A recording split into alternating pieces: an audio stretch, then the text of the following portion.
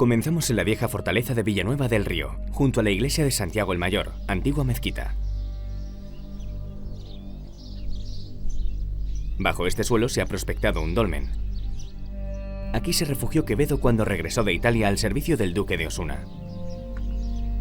Estamos en pleno valle del Guadalquivir y el aire de la mañana es fresco. Nos detenemos un momento en la vieja escuela de Villanueva del Río y Minas, hoy sede municipal, para tomar la senda de la desconocida Munigua.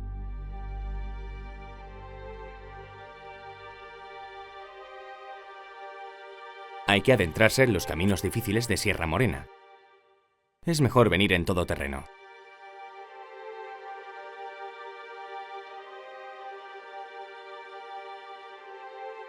El mineral del cobre fue fundamental para Roma. Se estima que más del 90% del cobre que utilizó Roma a lo largo de su historia fue extraído en la península ibérica. La mina más importante fue Río Tinto, pero existen otras muy singulares e igualmente importantes.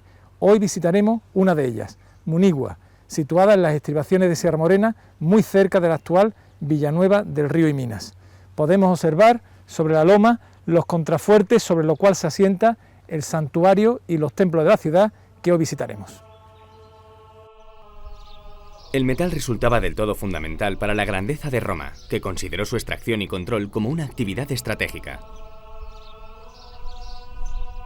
Hispania destacaba por su ancestral riqueza minera, especialmente las antiquísimas minas de Sierra Morena, ya horadadas en los tiempos tartésicos. 2000 años después, siguen explotándose en muchos filones de época romana, en lo que hoy conocemos como faja pirítica. Las entrañas de Sierra Morena eran ricas en cobre, hierro, plata y oro, los metales más deseados por la gran urbe. Por eso, junto a las minas más productivas, nacieron grandes instalaciones para procesar el metal. Se generó entonces un urbanismo minero, fruto de la necesidad de cobijar a picadores, fundidores y tratantes. Una de las más peculiares por la desproporción de sus santuarios con el caserío es Munigua, también conocida como el Castillo de Mulva. Su silueta emerge imponente entre una vasta y hermosa dehesa de encinas y alcornoques. Es sobrecogedor contemplarla en la distancia. Dicen que Munigua es el secreto mejor guardado de Andalucía.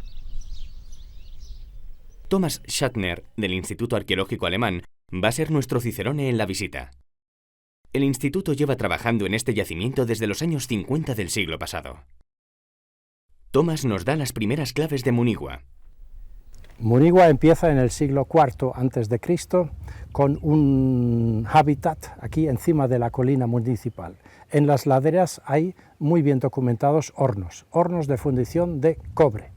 Ese cobre no se ganaba aquí en la misma Munigua, sino en unas minas aquí muy cercanas a una distancia de 1, 2, 3, 4, 5 kilómetros. Munigua ya en ese momento funciona de elemento capitalizador para ese mineral. Hasta los años 50 después de Cristo, la minería de cobre funciona. Pero a partir de ese momento estamos observando muy claramente el agotamiento. Si no hubieran encontrado minas de hierro en el territorio de Munigua en aquel entonces, seguramente Munigua, como muchas otras ciudades también, se hubiera muerto. El durísimo trabajo de las minas era realizado por esclavos. Muchos morían muy jóvenes, pero algunos lograban la libertad y después el éxito. En las ciudades mineras se movía el dinero y por tanto también las posibilidades, y posibilidades no solo económicas, sino también personales. Y este templete a Mercurio nos habla de un bello ejemplo de una historia de una persona, Ferronius, como se dice en este ara. Ferronius fue un esclavo que probablemente trabajaría en las minas, un trabajo muy esforzado, muy duro, pero cuya inteligencia y capacidad de trabajo hizo que al final se ganara la confianza de sus amos y fuera liberado. Se convirtió en un liberto que además después hizo fortuna y como agradecimiento donó este templo a la ciudad de Munigua y además lo donó en un sitio muy singular, en pleno foro, junto a las esculturas de los principales emperadores, y junto al templo aparece otra curiosidad que es digno de destacar y que, en fin, intriga mucho a los arqueólogos. Es esta especie de altar que aparece superpuesto sobre los elementos antiguos del foro. ¿Qué es? Un altar de sacrificio indígena una vez finalizado, ¿verdad?, pues el periodo romano, quizá un altar donde se ponían esvotos y velas para alguna deidad. Podemos figurarnos el duro trabajo de Ferronius y otros tantos esclavos. Pero, ¿cómo extraían el metal? ¿Cómo eran las minas de Munigua?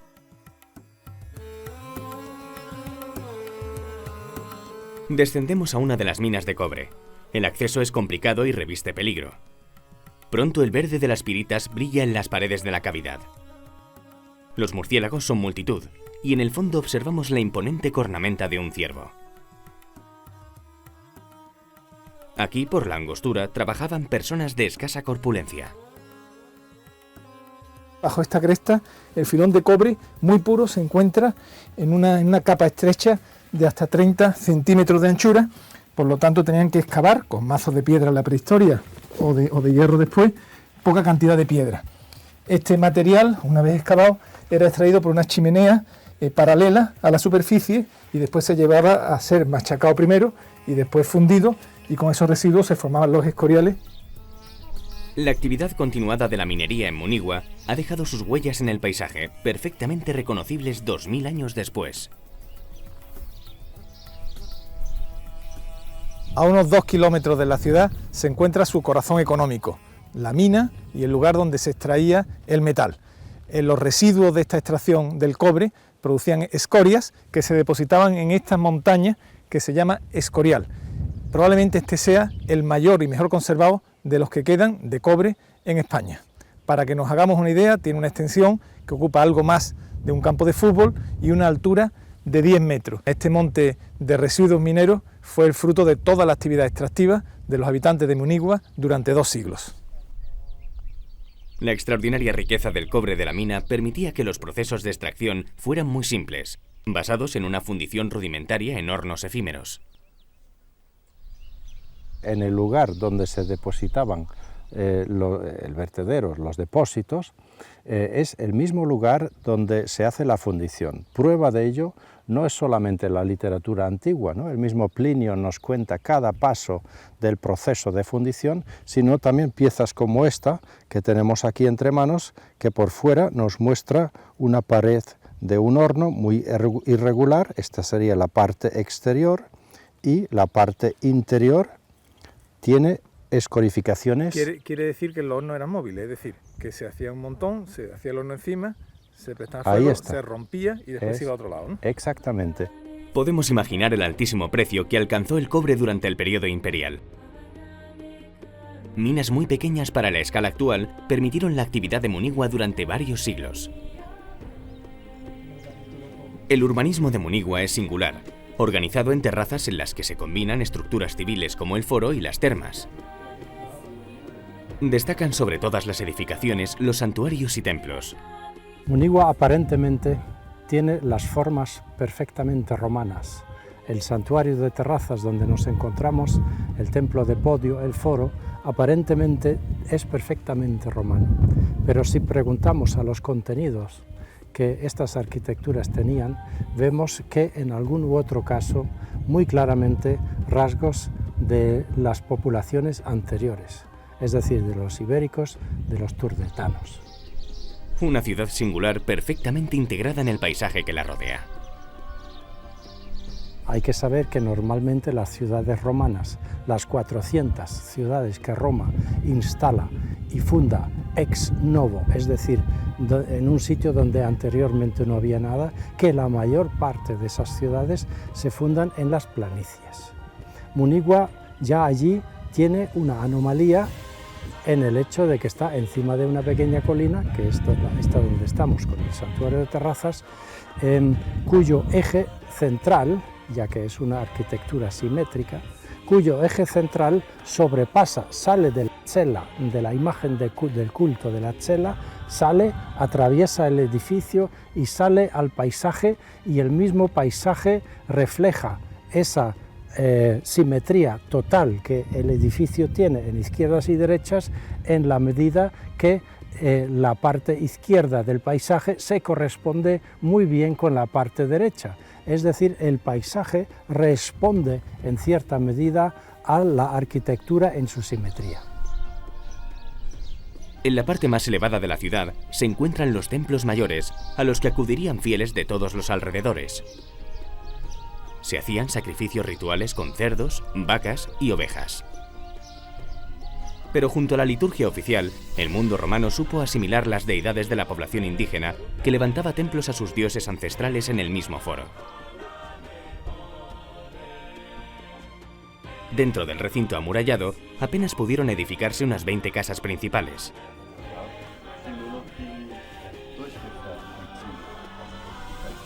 Sorprende la importancia de su necrópolis con su gran mausoleo. Las familias más importantes de la ciudad fueron 4: los Valerii, los Aelii Pudentes, los Licini y los Quinti. Munigua, con sus minas asociadas, nos muestra cómo pudo ser una ciudad minera suministradora de Roma. Podemos conocer su apogeo y determinar su decadencia, siempre a lomos de la existencia y el precio del metal. La zona fue abandonada en el siglo VIII, pero en el siglo XIX nuevas compañías mineras se instalaron aquí. ¿Quién sabe lo que aún deparará el futuro para el metal inagotable que Sierra Morena acoge en sus entrañas?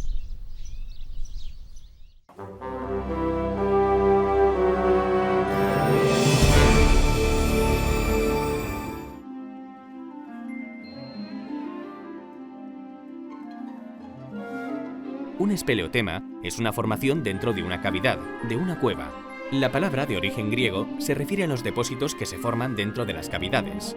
Por ejemplo, las estalactitas y estalagmitas son espeleotemas. También lo son las columnas, las coladas y los gurst.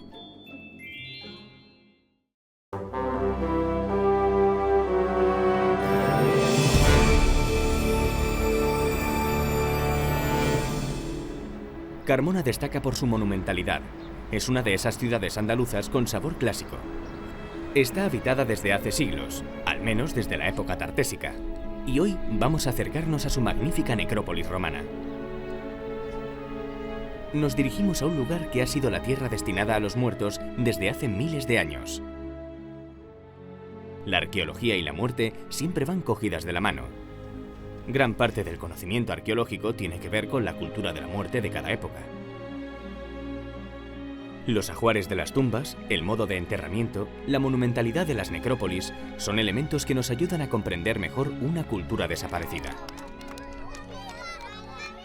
En la necrópolis de Carmona se están encargando de que los más pequeños tengan una primera experiencia con la cultura de la muerte. De los 40.000 visitantes anuales, 25.000 son niños. No resulta sencillo que un niño de corta edad comprenda la muerte. Para ello, aquí han desarrollado un teatro festivo en el que los pequeños participan en una ceremonia de enterramiento romana. Se dan los papeles de la función, desde el finado a las plañideras y los músicos. Se reparten joyas ficticias para el ajuar y al final toda la comitiva arranca en procesión hacia las tumbas. La medida es buena, tiene sus efectos, ya que muchos de los pequeños que asisten a esta actividad retornan luego con sus padres.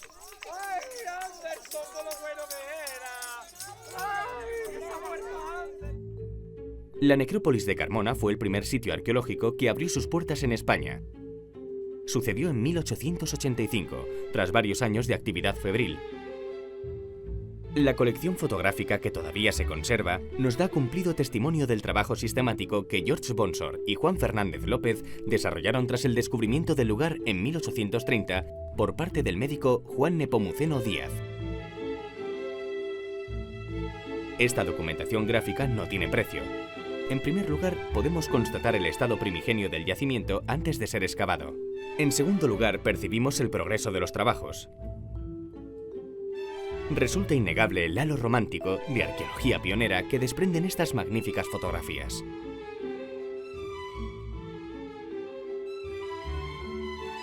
Su valor histórico y sociológico es muy alto. Sorprenden las escenas casi costumbristas de los trabajadores, acompañados a veces por sus familias. La colección de piezas que aparece en las fotografías, hoy conservadas en su mayor parte en el Museo Arqueológico de Sevilla, dan fe del elevado número que fueron recuperadas y de su buen estado de conservación. Pocos lugares hay en el solar de la antigua Hispania tan espectaculares como la tumba de Servilia. Queda en el aire una pregunta fundamental. ¿Por qué un mausoleo tan grande? ¿Por qué destinar tantos recursos a la construcción de un panteón? En la zona de la convivio, es decir, donde se reproducen los rituales funerarios y sociales en torno a la muerte en época romana, tienen un desarrollo espacial mucho más monumental, como es este caso, que tiene forma de un patio, de un atrio, de una casa. Y aquí pues las personas que estaban afectadas por el duelo del difunto de la familia de los Servilios que muriese en ese momento, pues venían a celebrar, digamos, a dar el pésame y también un poco a resolver los problemas, los negocios que tenían con el heredero entonces de la familia. El archivo fotográfico nos enseña el proceso de la excavación. El movimiento de tierras fue colosal. Se aprecia claramente cómo la cámara circular va quedando vacía poco a poco. Hoy en día el acceso a esta cámara está restringido por motivos de conservación. El Consejo Superior de Investigaciones Científicas tiene monitorizadas esta y otras tumbas de la necrópolis. Nos resulta muy llamativa la existencia de unos túmulos ibéricos o turdetanos sobre la gran tumba de Servilia. La paleotopografía de Carmona hace que, ya que está en un escarpe, que hacia el norte y hacia el este hay un gran desnivel, sea en Occidente donde se desarrolla todo en los complejos funerarios. Aquí los túmulos prerromanos que están justo en la parte superior en la que estamos, en la parte de arriba de la tumba de Servilia, manifiestan esa voluntad de continuidad. También existen túmulos anteriores, como por ejemplo la Cruz del Negro, situado a pocos kilómetros de aquí, que denotan que esta parte fue siempre una zona funeraria. Sin embargo, también hay que decir que esa exclusividad funeraria se compaginaba con otros usos que tenían las zonas externas a la ciudad. Por ejemplo, aquí hay un gran anfiteatro, el circo también estaba cerca de aquí, ha sido excavado recientemente, y había canteras que eran unas zonas, digamos, de producción económica, con lo cual tenemos que pensar que las afueras de la ciudad romana pues convivían en los distintos usos según qué momento y, digamos, una armonía hasta cierto punto, ¿no? De hecho, la tumba de Servilia es la reconversión de una cantera en tumba. Sobre los paramentos de la tumba de Servilia se conservan algunas pinturas de gran belleza. Es una familia que por epigrafía sabemos que tenía muchos intereses económicos, no solamente en Carmona, sino fuera del Ager carmonense, y representa, digamos, el momento quizás de mayor esplendor de la Carmona romana. El acceso a algunas tumbas es dificultoso y no recomendable para personas con problemas físicos. Bajamos a una tumba comunitaria, a un columbario en el que se depositaban las cenizas de los finados en urnas como estas que se exponen en el Museo de la Necrópolis. Esta tumba se conserva íntegramente, pero un poco más abajo podemos ver algunas que han perdido la cubierta. También observamos el lugar en el que se ubicaban las piras funerarias. Poco a poco nos aproximamos a la tumba del elefante. El elefante que se expone en el museo fue hallado en el fondo de un pozo de gran profundidad. Los investigadores creen que estuvo expuesto en este lugar. Se fecha en el siglo I después de Cristo y la importancia radica no solamente en su singularidad, que es decir, que es un patio abierto que tendría unas estructuras someras de cubrición a un agua en la parte exterior, y después tiene una zona, digamos, hipogea, que es la que yo me encuentro, donde se distribuyen determinado tipo de espacios, unos fúnebres claramente de uso funerario como en los que yo me encuentro, y otros de preparación de comidas y de otro tipo de elementos. La tumba del elefante plantea un problema de interpretación, ya que algunos autores afirman que era un santuario dedicado a Cibeles o a Mitra. En el siglo I después de Cristo se eclosionan una serie de religiones de carácter mistérico que tienen, frente a la religión oficial, tienen el simbolismo especial de hablar de la otra vida y de la resurrección y demás, tienen, digamos, esa función social. Entonces, pues, aparece pues, la religión de los dioses Atis y Cibeles tienen esa misma función y tal. Y el Mitraeum sería el lugar donde se desarrolla digamos, el culto a Mitra. La base fundamental de esa interpretación es que la sala principal, que es la que está a mi derecha, tiene un óculo y ese óculo apunta hacia una constelación especial de Tauro que está relacionada con el culto mitraico. Nosotros pensamos, sin embargo, que nos encontramos ante una tumba de carácter familiar, singular, sin duda, pero que entra dentro del tipo habitual de tumbas que encontramos en época romana. La necrópolis de Carmona alberga en su interior unas 400 tumbas. En la actualidad, los problemas de conservación son grandes debido a la naturaleza geológica de los materiales y su desgaste. Por eso se restringe el acceso a algunas zonas de la necrópolis controladas por el CSIC. Pero aquí se considera que las nuevas tecnologías son muy importantes como medio de divulgación. Así que han desarrollado herramientas de realidad virtual e hiperrealidad a partir del uso de teléfonos móviles y de visión tridimensional. Estamos en una parte especial de la necrópolis, que es el entorno de la tumba de las Guirnaldas, donde se ha construido una instalación, que es la que estáis viendo, para proteger las tumbas del deterioro, pero también hemos aprovechado para ofrecer una visión más actualizada de las tumbas a través de este dispositivo de gafas que llevo puesto, en el que hay un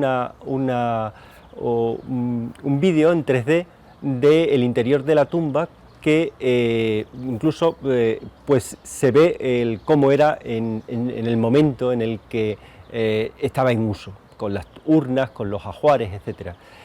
Esto ha sido posible gracias al desarrollo de un equipo interdisciplinar entre investigadores del Consejo Superior de Investigaciones Científicas, empresas privadas y el Conjunto Arqueológico de Carmona.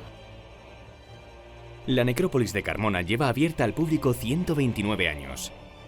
Hoy está en la vanguardia de la divulgación, pero todavía tiene muchas zonas por investigar. George Bonsor y Juan Fernández López sentaron las bases de un trabajo que ya se ha desarrollado durante 3 siglos diferentes.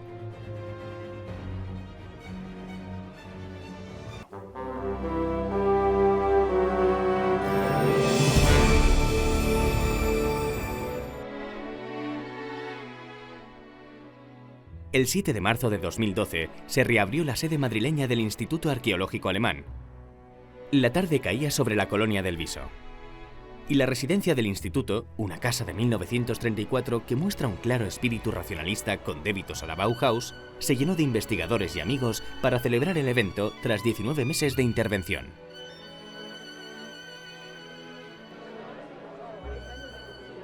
La directora del Instituto de Madrid, Dirce Marcholi, fue la maestra de ceremonias. Dio paso sucesivamente al embajador de Alemania en España, don Reinhard Silberberg. Planes a largo plazo, estamos aquí, vamos de aquí en 10 años, en 20 años, siempre colaborando con nuestros amigos españoles. A los nuevos correspondientes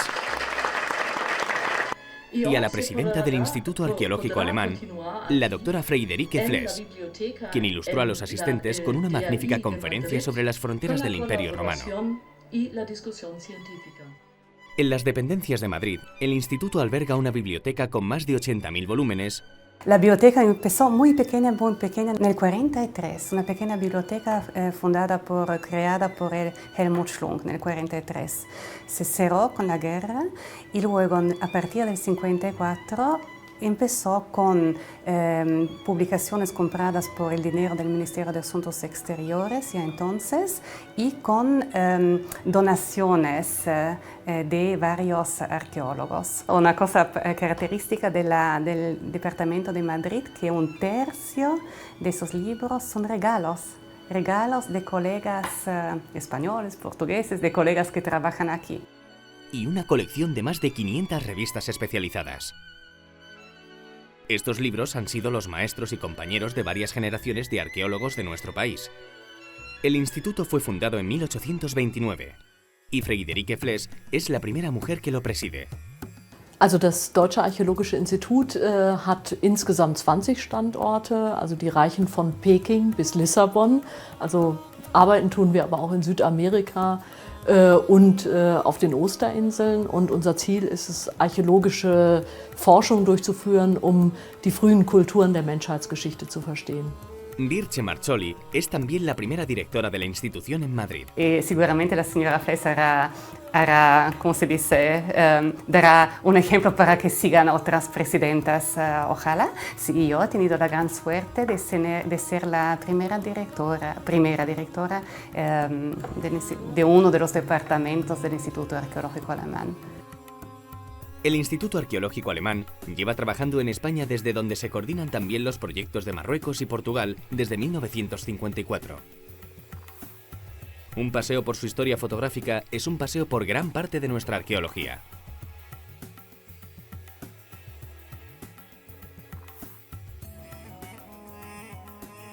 Pero la institución es un organismo vivo, pujante, y actualmente trabajan en varios proyectos de excavación en España, Portugal y Marruecos.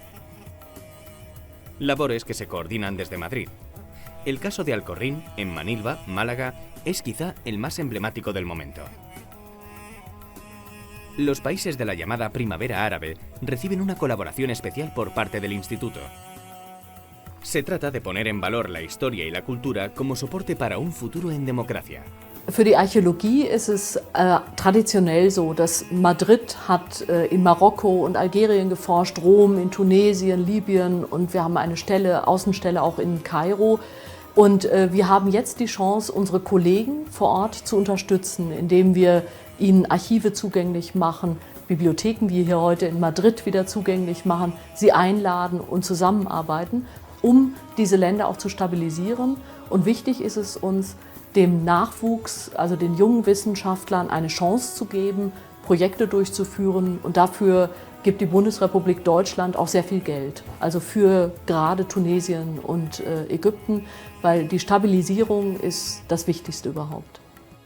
El instituto continúa con su labor centenaria desde China a Portugal, con un espíritu de investigación científica y de colaboración con cada uno de los países en los que trabaja.